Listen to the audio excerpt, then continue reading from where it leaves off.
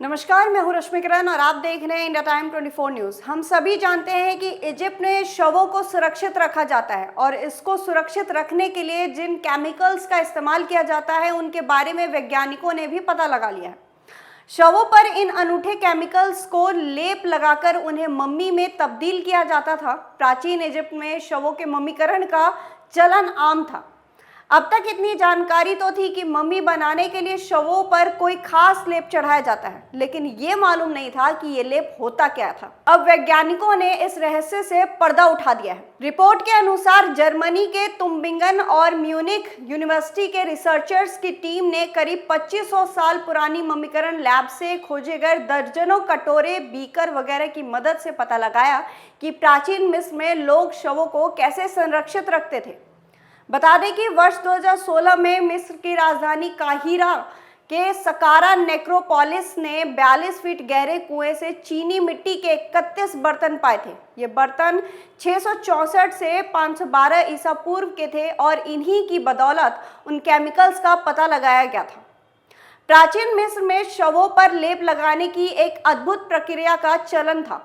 प्राचीन मिस्र के लोग मरे हुए परिजनों के शरीर पर एक अलग किस्म की लेप लगाते थे जो बेहद उन्नत किस्म का होता था और इसी प्रक्रिया को मम्मीकरण कहा जाता था।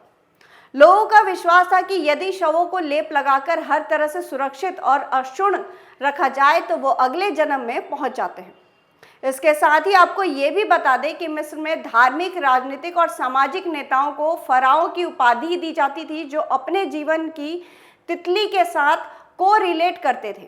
मौत के बाद खास तरह का लेप लगाकर और कोकून की तरह पट्टी बांधकर ताबूत में बंद कर दिया जाता था। उन ताबूतों को पिरामिड में दफना दिया जाता था क्योंकि उनका मानना था कि तितली की तरह ही उनके नए जीवन की नई शुरुआत होगी। भगत चंद्रा हॉस्पिटल विश्व की सभी आधुनिक और बुनियादी सुविधाओं से परिपूर्ण एक world class multi speciality hospital Mahavir enclave Palam डावडी रोड पर स्थित साउथ वेस्ट दिल्ली का एकमात्र मल्टी स्पेशलिटी हॉस्पिटल, जहां 24 घंटे आपकी सेवा में उपलब्ध हैं वेल क्वालिफाइड डॉक्टर्स और हेल्पिंग स्टाफ। डॉक्टर CM भगत द्वारा स्थापित भगत चंद्रा हॉस्पिटल आपकी सेहत का ख्याल रखना ही इसकी प्राथमिकता है, वो भी अफोर्डेबल रेट्स में।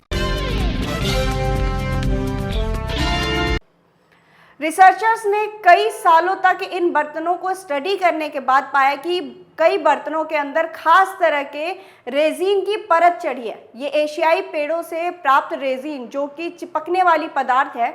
इनके अलावा लेबनान से देवदार के तेल और मृत सागर में पाए जाने वाले कोलतार का भी इस्तेमाल किया गया है। स्टडी करने के बाद मुख्य लेखक मैक्सिक रिजॉर्ट के अनुसार शवों को मम्मी बनाने के लिए इस्तेमाल किए जाने वाले पदार्थों में एंटी फंगल, एंटी बैक्टीरियल गुण थे जो इंसानी ऊतकों के संरक्षण और उनके दुर्गंध को कम करने में मददगार होते थे। उन्होंने बताया कि उन्हें मिले बर्तनों पर समझने के लिए लेबल भी लगे हैं। बर्तनों के लेबल को पढ़कर मिस्र के वैज्ञानिकों ने कुछ केमिकल्स के बारे में अनुमान लगाया है जो मम्मीकरण में इस्तेमाल होता था।